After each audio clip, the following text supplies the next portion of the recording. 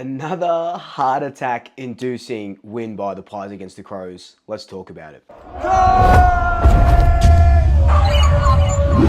So before we talk about that win, be sure to follow me on all my social media accounts: Facebook, Instagram, TikTok, YouTube. Subscribe if you haven't already. I appreciate all the support.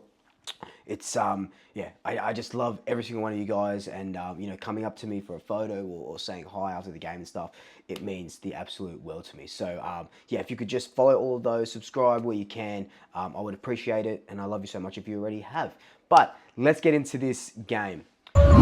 So going into this game, we know that the Crows match up really well against us.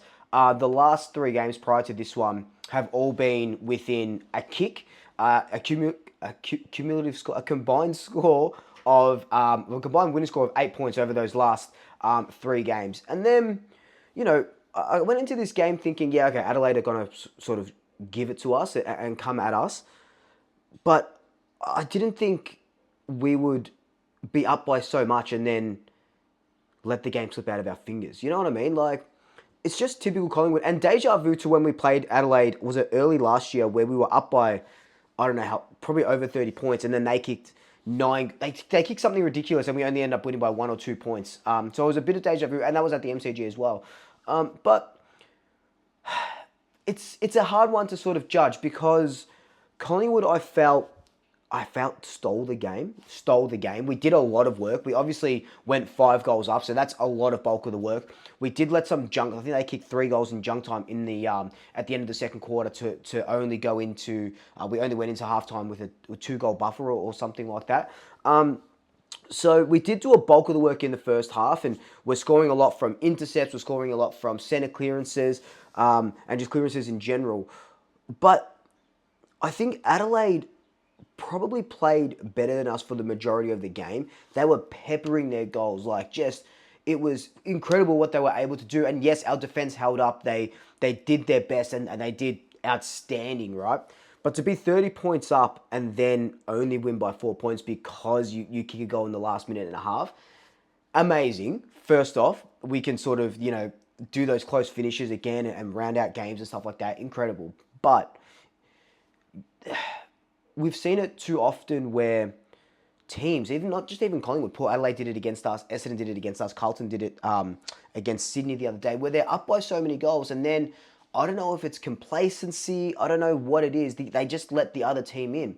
And in such a close competition where percentage is going to matter, I think when I checked the score and we were 30 points up, I think we jumped about 3 or 4%, and then I think we actually lost a little bit of. We wouldn't have lost a little bit of percent. We would have just gained a little bit of percentage towards the end of this game. And percentage is going to be a I guess a big factor between us and Essendon. Not really a big factor with everyone else because we do have that draw. We do have those random 2 points. But I just thought we shouldn't have let that game slip as much as we did. But then you sort of look at it and you play devil's advocate. You go, okay, we shouldn't have let that game slip, but Will Hoskin-Elliott gets injured. Reef McInnes gets injured. We're playing with such a small forward line. And I think Bobby Hill, I guess you can say Lockie Schultz as well, are only our first choice forwards playing yesterday, really.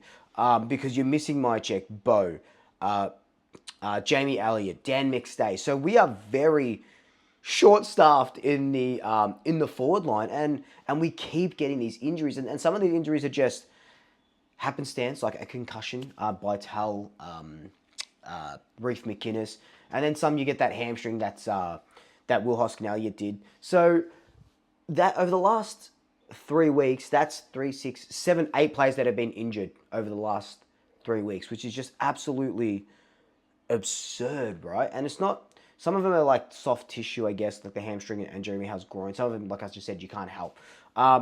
But we are decimated by injuries. But what I'd love to see is that we are such a champion team at playing our roles, sticking to our roles. Joey Richards comes in, Lockie Sullivan comes in, Finn McRae, Reef when he wasn't injured. So these players can just go from the VFL, come straight, Harvey Harrison, from the VFL straight in, and they know what they're doing. And we have 14, 15 players on the injury list, and a couple coming back, but let's just say 14 or so players on the injury list. And we're not sort of using that as an excuse, and you could use it as an excuse, right? Like you could say, okay, we're not winning games because half our team's injured and stuff like that. But we find a way to win. We find a way to grind out, and I think that just says a lot about not just Craig McRae as a coach, all the coaches, the midfield coach, the development coach, Josh Fraser as well, the forward coach, the defensive coaches, and it's great to see that for at the start of the season, players, people were saying that we didn't have enough depth, but we're actually showing that now.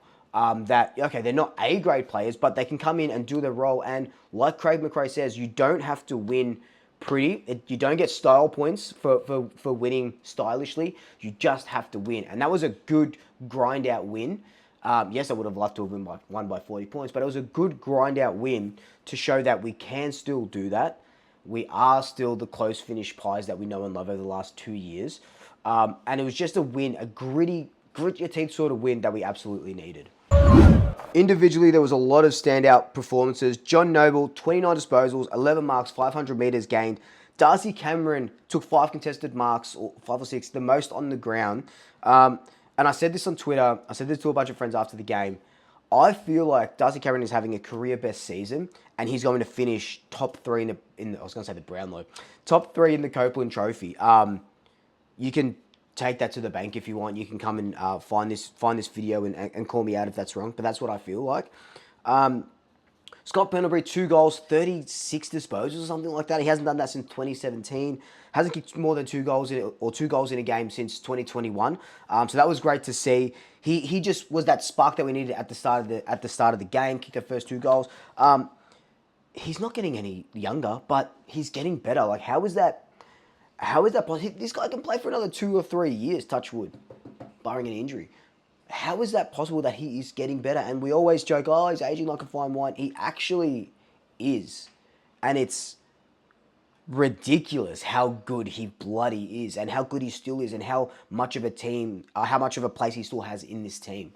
You can't go past Nick Dacos. Yes, his efficiency wasn't that good throughout. His kicking, a couple of turnovers and stuff like that. But he had 40-something disposals, 22 contested possessions. I think it was 14 or 17 clearances.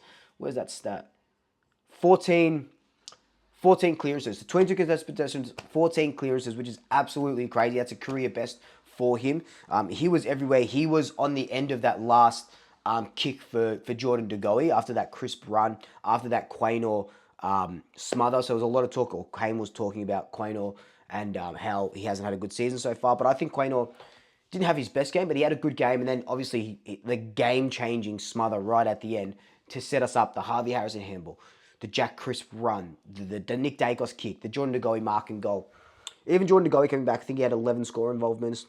Crazy. They put him through the forward line a little bit more because of all those injuries. So that was good to see as well, that we need him sort of going, if we need him going forward, to stay forward, but because we have Lockie Sullivan to be that in and under player. So it's good that we can, and I said this in my preview, that we've got a chameleon sort of team where everyone can sort of go everywhere. And that is exactly what you want to see from a football club who, it's only May. We started off the season really poorly. And now we're starting to build. We're not playing our best football, which is really good, but we're starting to build into a football club or football team this year that is going to make finals. Hopefully, probably should be making finals, and then we'll see where we go. So we're starting to get the ball rolling. You don't want to play your best footy now. Now is you want to, when you're sort of facing these teams that are sort of underneath you, you want to start experimenting a little bit. But then with all these injuries that we have, all you can do is experiment because you have all of these injuries. So we're definitely going to be a different team now than round 24 when we take on Melbourne in that last game. But what I'm seeing now is exciting. And it's all a learning process, right? We have to get better day by day, week by week, game by game. More games into Jory Richards, Lockie Sullivan, Finn McRae, unfortunately not Reef, but Harvey Harrison. So it's good that these guys are getting exposed in the AFL, and it's good for the supporters to see that we do have these guys coming up, because there was a time where you win a premiership and you go, who else is in and around and going to sort of come up and help us out if we need to. We haven't really seen any of these guys, and now we get to see it, we get to experience it, and obviously they're not going to play every single game because we're going to start getting players returning. But that experience that they have from the AFL, they go into the VFL, they get more experience, they come back up. So it's a really good sign of a strong football club with very strong foundations. And it's a great time to be a Pies supporter. And now we've won the last 9 games against the Crows, which is absurd to me. We're sitting third on the ladder at the moment. There has to be weird wins for us to go, or for us to stay in the top 4. I think North Melbourne have to beat Essendon, which probably isn't going to happen, and a couple of other ones. So we probably finished around 6th or something, and it's just such a far cry from the 0-3 start. We knew we were going to get better than 0-3. We knew we weren't, playing our best football, and we knew we were going to improve. But now seeing it, and we're what? We haven't lost a game since round 0, 1, 2. So since round 3, we haven't lost a game since round 3. That was against the Lions. It's just been nuts, and we're probably going to have losses coming down the line somewhere. We take on Fremantle next week, which is going to be a huge game. That's over at Optus Stadium. So, look, but this game against Guyana, it's it's like, yes, you wanted to win by so much, but winning by 4 points and Isaac Rankin, incredible all day, career best game, I feel. He did run too far. It is what it is. There was still 15 seconds to play. The ball wasn't marked. It would have got, someone would have got tackled, pressure, ball up. There would have been 5 seconds left. So it wasn't like it went through for a goal. I could see if it went through for a goal and then there was that sort of thing, but it didn't. Ran too far. It is what it is. Would I have been upset if that was a Collingwood play that got called? Of course I would have been upset. Of course it would have been shit house. But, them's the rules. Like, what can you do? They get called sometimes. They don't get called sometimes. Those are the rules. But but credit to the Crows. They always just give it to us. They always come back. They're a good side, and I think the start of their year, or their positioning that they are in now, they probably don't deserve it. They should have been more higher up, starting 0-4 because of X, Y, and Z. But credit to them. They're fantastic. They match up so well against us, and I wish them luck for the rest of the season. But intense win. But we got the win, and that's the most important thing. But let me know your thoughts down in the comments below. What was your favorite thing from the game? What do you take out from the game? What's the sort of lesson that you've learned? Let me know down below. But until then, like, comment, subscribe, tell your family, tell your friends, tell your pets. And until next time, double shakers. I'll swoop you later.